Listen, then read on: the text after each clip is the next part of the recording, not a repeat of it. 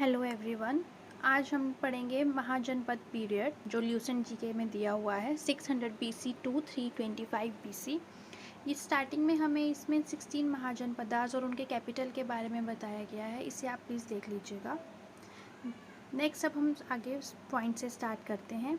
देखिए फर्स्ट है पॉइंट है जो वो है Buddhist literature, Anguttara Nikaya and Mahavastu and Jain literature Bhagavati Sutta present a list of 16 Mahajanapadas. जो बुद्धिस्ट का लिटरेचर है अंगुतारा निकाया और महावस्तु, और जो जैन का लिटरेचर है भगवती सुता, ये 16 महाजनपदास को रिप्रेजेंट करते हैं।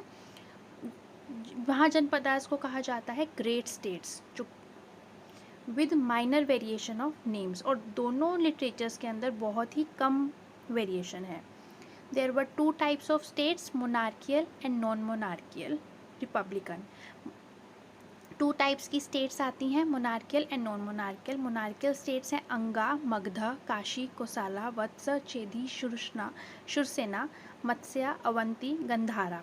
एंड रिपब्लिकन स्टेट्स यानी कि नॉन मोनार्कियल स्टेट्स हैं वाजी, माला, कुरु, पंचाल, कंबोजा, शक्या, कपिलवस्तु, कोलियस, रामग्राम, मौर्य, पिपलीवना।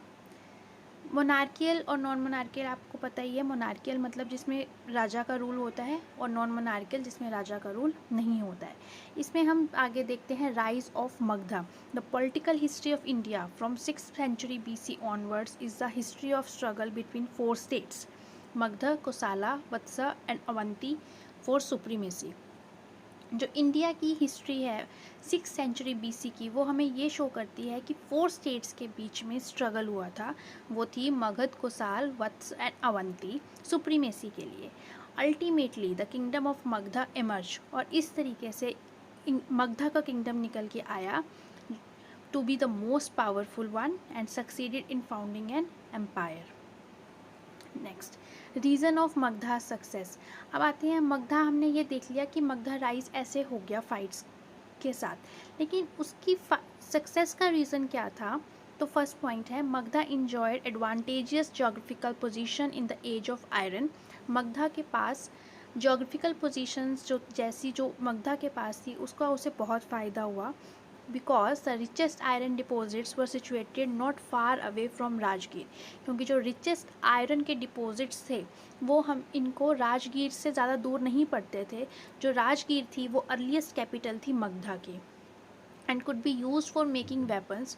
आयरन जब बहुत ज़्यादा मिलता था तो वो उनको वेपन्स बनाने में काम आता था, एंड इम्प्लीमेंट्स, और उनकी कुछ चीज़ें बनाने के काम आता था। Iron axes were perhaps useful in clearing the thick forest. जो थिक फॉरेस्ट थे उन्हें क्लीन करने के लिए आयरन एक्सेस बहुत यूजफुल थी।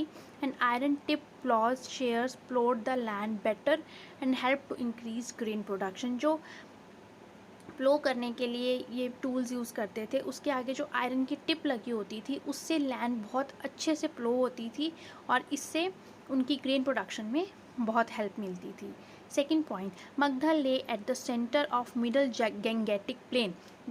गंगा के प्लेन के मिडल में ये मगधा था। The alluvium once cleared of the jungles proved immense fertile and food surplus was thus available। जब एक बार जंगल क्लियर हो गया तो वहाँ पे बहुत ही फर्टाइल लैंड थी, और फर्टाइल लैंड होने की वजह से उन्हें खाने में कभी कोई प्रॉब्लम नहीं हुई। उन्हें खूब खाना मिलता था, खूब खेती होती थी। Magadha enjoyed a special advantage in military organisation. उन्हें मिलिट्री में भी बहुत एडवांटेज था। Although the Indian states were well acquainted with the use of horses and chariots. Indian states के पास हॉर्सेज और शैरियट्स यानी रथ ये काफ़ी अमाउंट में थे, but it was Magधा which first used elephants on a large scale in its war against its neighbor। लेकिन first time जिन्होंने एलिफेंट यूज़ किया था फॉर वॉर वो थे मगध। तो इनके 3 पॉइंट्स क्या थे? उनकी जोग्राफिकल पोजीशन का उनको फ़ायदा मिला, उनको मिलिट्री ऑर्गेनाइजेशन का फ़ायदा मिला, और उनकी जो पोजीशन थी गैंगनेटिक प्लेन की मिडल में सिचुएट होना, ये भी उनके लिए बहुत ही यूज़फुल था। अब हम पढ़ेंगे हरियाणा डायनेस्टी जो 544 BC से 412 BC को बिलोंग करती थी। ये जो डायनेस्टी थी ये लीडरशिप में रही बिम्बिसारा के, उनकी लीडरशिप में ये बनी थी। और ये 544 BC टू 492 BC इसका टाइम पीरियड गिवन है। First, he was a founder of Haryana dynasty as usual, जैसे मैंने आपको बताया बिम्बिसारा उसके फाउंडर थे। और Magadha came into prominence under the leadership of Bimbisara. Bimbisara की लीडरशिप के अंडर ही मगधा जो है वो प्रोमिनेंस में आया। ही was a contemporary of Gautam Buddha. जो बिम्बिसारा था वो गौतम बुद्ध को मानने वाला था। He married the prince, sorry, contemporary था गौतम बुद्धा का। He married the princess of Kosala. जो कोसाला की प्रिंसेस थी जिनका नेम कोसाला देवी था, कोसाल देवी था, और ये महाकोसाला की जो थे वो उनके ब्रदर थे, उनसे उन्होंने मैरिज की थी। और लिच्छवी यानी Chellana, sister of Lichchhavi head Chetaka, and Madra Khema, daughter of Madra king, which helped him in his expansionist policies. इन लेडीज़ के साथ मैरिज करके उनकी जो एम्पायर था वो काफ़ी एक्सपेंड कर गया। He gained a part of Kashi as the dowry in his marriage with the sister of king Prasenajit of Kosala. जब उन्होंने कोसाला की बहन काशी जी के साथ शादी की थी तो उनको थोड़ा सा काशी का भी पार्ट मिल गया था एज अ डोरी फॉर हिज मैरिज। अच्छा, उन्होंने ही कॉन्कर्ड अंगा, उन्होंने अंगा ले लिया। He sent a royal physician Jivaka to Ujjain when Avanti king Pradyota was suffered by jaundice. जो अवंती किंग थे प्रद्युता, जब उनको जॉन्डिस हुआ तो उन्होंने एक रॉयल फिजिशियन अपने दरबार में से भेजा, जीवाका, जिनका नेम था उज्जैन में। Known as Senia, he was the first Indian king who had a regular and standing army. This is very important. Bimbisara एक पहले ऐसे इंडियन किंग थे जिनकी एक रेगुलर और एक स्टैंडिंग स्थायी आर्मी थी। He build the city of new Rajagriha. फिर उन्होंने एक नई सिटी बनाई जिसका नाम था राजगृह। आगे हम बात करते हैं अजात शत्रु के बारे में, जिनका time period 492 BC to 460 BC given है। Bimbisara was succeeded by his son Ajatashatru. Bimbisara के आगे उनका बेटा अजातशत्रु आया। Ajatashatru killed his father and seize the throne. Ajatashatru ने अपने पिता की हत्या कर दी थी और थ्रोन को ले लिया था। Ajatashatru followed a more aggressive policy. उन्होंने काफ़ी एग्रेसिव पॉलिसी को फॉलो किया। He gained complete control over Kashi. Kashi का उनके फादर को एक पार्ट मिला था जब उन्होंने उनकी मदर मतलब जब उन्होंने शादी की थी काशी के किंग की बहन से, और इन्होंने अजातशत्रु ने सारा काशी कॉन्कर कर लिया था and broke the earlier amicable relations by attacking his maternal uncle Prasenajit the king of Kosala. जो उनके पहले जो उनके मैटरनल अंकल थे प्रसेनजीत, उनसे उन्होंने सारे रिलेशंस ख़त्म कर दिए थे उन पे अटैक करके। द वाजी कॉन्फिडरेशन यानी संघ, जो वाजी संघ था वो उनका नया टारगेट था। This war was a lengthy one. ये बहुत लेंथी थी और ट्रेडिशन हमें बताता है कि after long period of 16 years he was able to defeat the Vajji. 16 years के लॉन्ग टाइम के बाद ही उन्होंने वाजी को हरा पाए थे, लेकिन वो भी छल से, through deceit, by sowing the seeds of discord amongst the people of Vajji. Vajji के लोगों के बीच में गलत फहमियाँ और शक पैदा करके उन्होंने छल करके वाजी को जीता था। तो the 3 things that played important role, जो 3 चीज़ें जिन्होंने वाजी की डिफीट में बहुत इंपॉर्टेंट रोल प्ले किया था वो था फर्स्ट सुनिधा एंड वत्साकार। जो सुनिधा एंड वत्साकार थे वो अजातशत्रु के डिप्लोमेटिक मिनिस्टर्स थे who sowed the seeds of discord amongst वाजिस, जिन्होंने डिस्कॉर्ड के, शक के और मतलब जिसको हम फूट डालना कहेंगे वो चीज़ थी, उसके सीड्स उन्होंने वाजिस के बीच में बो दिए थे। दूसरे थे रथा मुसाला।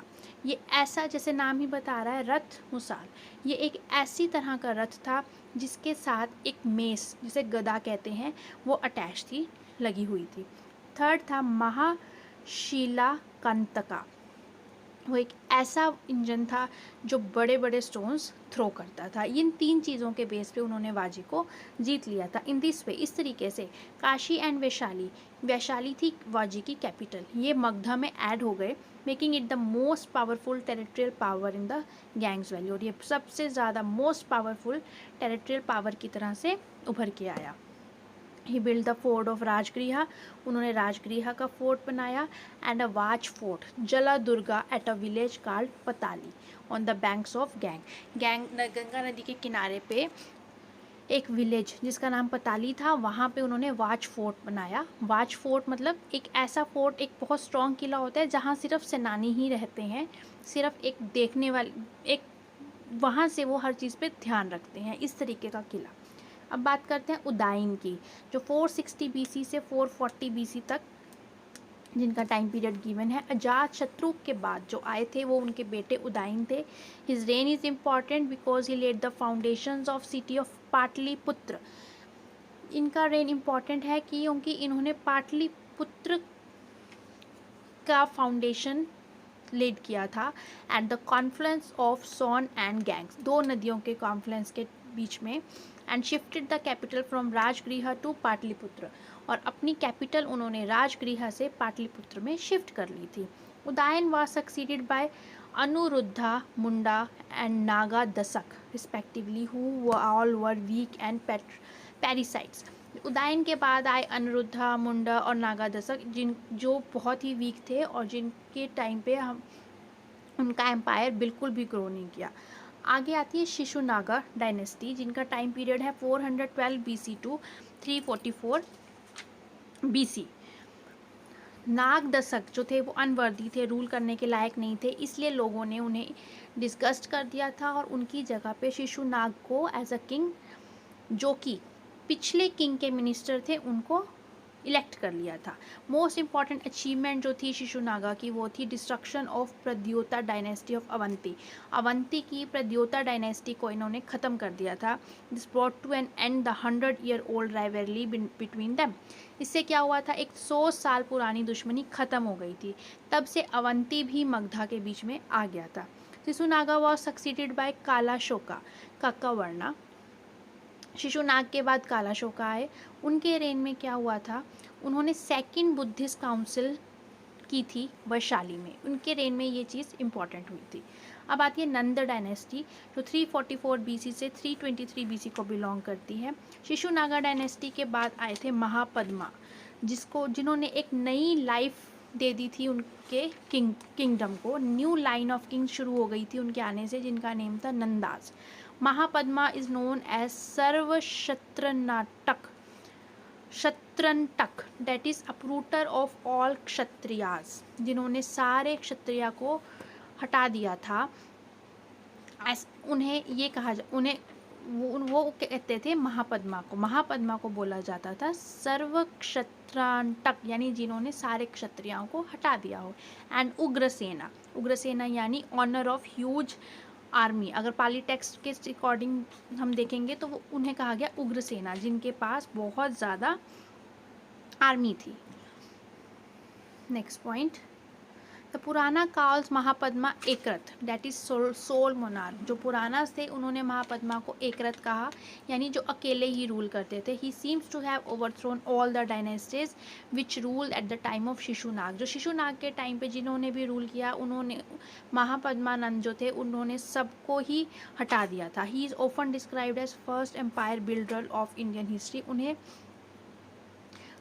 कई बार फर्स्ट एम्पायर बिल्डर जो है इंडियन की हिस्ट्री का कहा जाता है। Mahapadma was succeeded by his 8 sons. Mahapadma के पास उनके बाद उनके 8 सन्स आए, जिनमें से धनानंद जो थे लास्ट थे।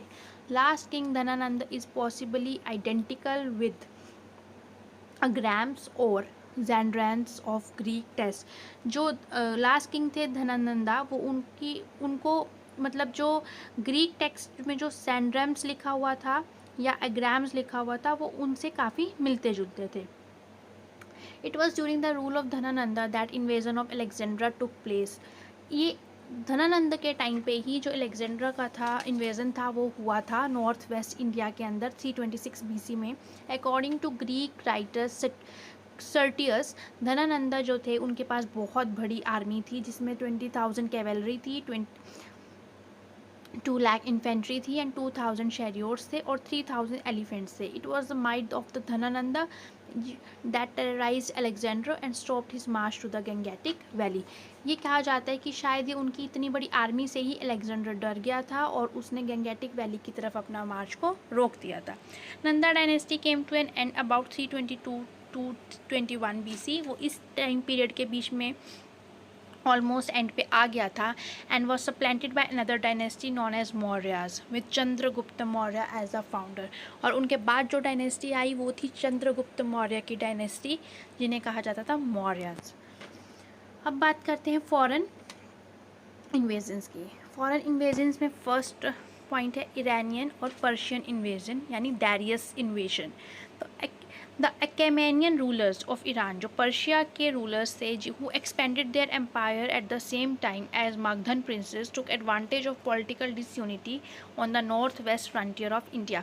जो इंडिया का नॉर्थ वेस्ट फ्रंटियर था वहाँ पे डिसयूनिटी का बहुत ज़्यादा एडवांटेज उठाया उन्होंने और उन्होंने उस टाइम पे उस तरफ को एक्सपेंड कर लिया. The Achaemenian ruler Darius penetrated into north west India. जो उनका डारियस रूलर था उस टाइम पे वो नॉर्थ वेस्ट में आ गया 518 BC में और उसने पंजाब को एनेक्स कर लिया, वेस्ट ऑफ इंदस और सिंध को भी.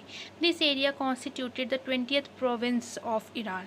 ये ईरान का 20th प्रोविंस बन गया. The total number of provinces in the Iranian empire being 28. और जो टोटल नंबर थे वो थे 28. The province was most fertile area of Indian empire Iranian empire. ये जो प्रोविंस था वो इरानियन एम्पायर का बहुत ज़्यादा फर्टाइल एरिया था. From this province the empire received 360 talent gold as revenue. यहाँ से उनको 360 टैलेंट गोल्ड तो एज अ रेवेन्यू मिल जाते थे.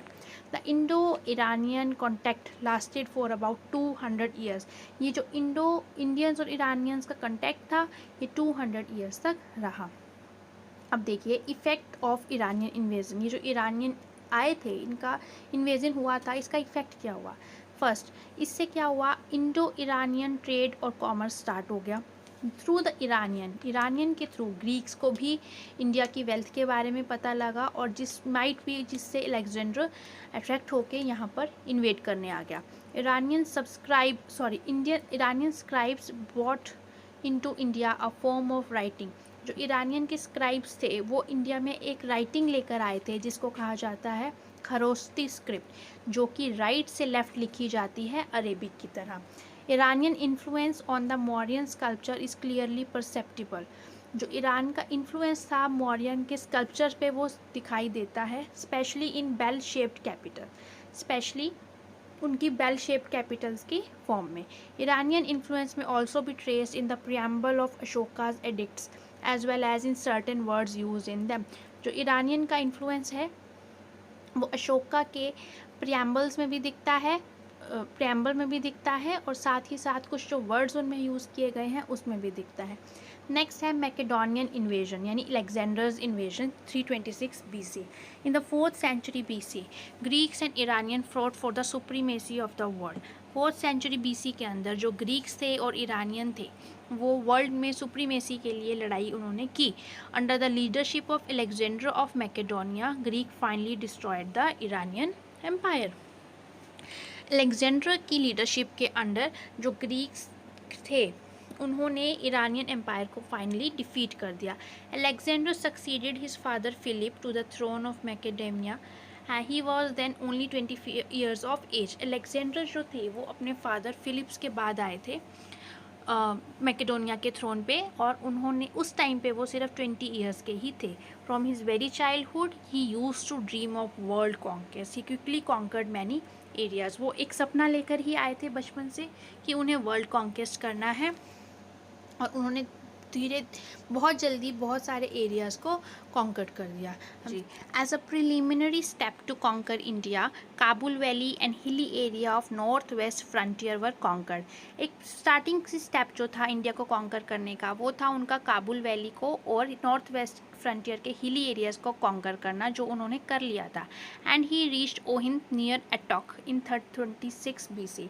और फिर वो ओहिंद जो कि अटक के पास है वो 326 BC में पहुंच गए। The rulers of Takshashila and Abhisara submitted, जो रूलर्स थे तक्षशिला के और अभिसारा के, उन्होंने तो अपने आप को सबमिट कर दिया, but Porus refuse to do so, जो पोरस किंग थे उन्होंने ऐसा करने से मना कर दिया। Alexander then cross the Jhelum by a trick, Alexander ने फिर झेलम रिवर को क्रॉस किया एक ट्रिक के साथ। Porus was defeated in the battle that followed, Porus जो थे बैटल हुई जब तो उन्होंने तो डिफीट हो गए, लेकिन Alexander treated him very generously for his bravery, लेकिन अलेक्जेंडर ने उन्हें बहुत अच्छे से ट्रीट किया उनकी बहादुरी के लिए, जिसे कि बैटल ऑफ वितास्ता भी बोला जाता है। This was how Indians were defeated because of their disunity, Indians के यहाँ डिफीट का मेन रीज़न रहा ही उनकी डिसयूनिटी है। After a brilliant victory at Sakala, Greek forces reach the Beas, Sakala में भी एक अच्छी विक्ट्री के बाद वो ब्यास की तरफ चले गए। Alexander had to return from this place, Alexander को यहाँ से वापस होना पड़ा। As he soldiers refuse to go any further, क्योंकि उसके सोल्जर्स ने आगे जाने से बिल्कुल मना कर दिया। Battle of Jhelum and Sakala had open their eyes, जो बैटल हुई थी झेलम और सकाला में जो झेलम और सकाला की बैटल्स थी उनसे उनकी आइज़ ओपन हो गई थी। And they were afraid of great Magadhan empire across the Beas, और ब्यास के पास में जो मगधन एम्पायर था उनसे वो काफ़ी डर गए थे। After making administrative arrangements for the conquered territory, Alexander marched back in September 325 BC। एक काफ़ी टेरिटरी को कॉन्कर करने के बाद अलेक्जेंडर ने वापस मोड़ लिया था, अपना कदम वापस मोड़ लिए थे सितंबर 325 BC में। ही रीच्ड बेबीलोन इन 323 BC, और वो बेबीलोन में 323 BC में पहुँचे, जहाँ वो 33 की एज में उनकी डेथ हो गई। अब देखिए अलेक्जेंडर इन्वेजन की क्या इफ़ेक्ट्स हुए। By opening up both the land and sea routes between India and Europe, it brought both of them closer to each other. Alexander की इन्वेजन के टाइम पे लैंड और सी दोनों के रूट्स ओपन हो गए थे, जिस वजह से वो दोनों एरियाज़ एक दूसरे के काफ़ी क्लोज आ गए थे। Indirectly this invasion made possible the establishment of Indo Bactrian and Indo Parthian state. इस इन्वेजन की वजह से इंडो बैक्टेरियन और इंडो पार्थियन स्टेट्स एस्टेब्लिश हो गई थी, which at a later stage considerably influence Indian architecture, जिसने बाद में चल के इंडियन आर्किटेक्चर पे बहुत ज़्यादा प्रभाव डाला, जैसे कि गंधारा स्कूल ऑफ स्कल्पचर से पता लगता है। एस्ट्रोनॉमी पे भी उनका बहुत इफेक्ट आया और कॉइनेज पे भी और etcetera. The invasion open the eyes of Indian politicians to the necessity of creating a unified empire. इससे यहाँ पर इंडियन के जो पॉलिटिशियंस थे उन्हें ये पता लग गया था कि एक यूनिटी होना बहुत ज़रूरी है, यूनिफाइड एम्पायर होना बहुत ज़रूरी है। The date of invasion of Alexander is the first reliable date in early Indian history and considerably helps us in solving chronological difficulties. जो अलेक्जेंडर की इन्वेजन डेट है वो फर्स्ट ऐसी डेट है जो इंडियन हिस्ट्री के अंदर हमें अच्छे से पता लगती है, जिससे काफ़ी सारे क्रोनोलॉजिकल जो डिफ़िकल्टीज़ आती थी डेट को समझने की वो सॉल्व हो जाती हैं। दैट्स इट फॉर नाउ, अभी के लिए बस इतना ही। कल इसी टॉपिक से रिलेटेड MCQs कवर किए जाएंगे और उसके बाद हम day after tomorrow religious movements study करेंगे। और अब के लिए bye, thank you so much, please subscribe, like and share.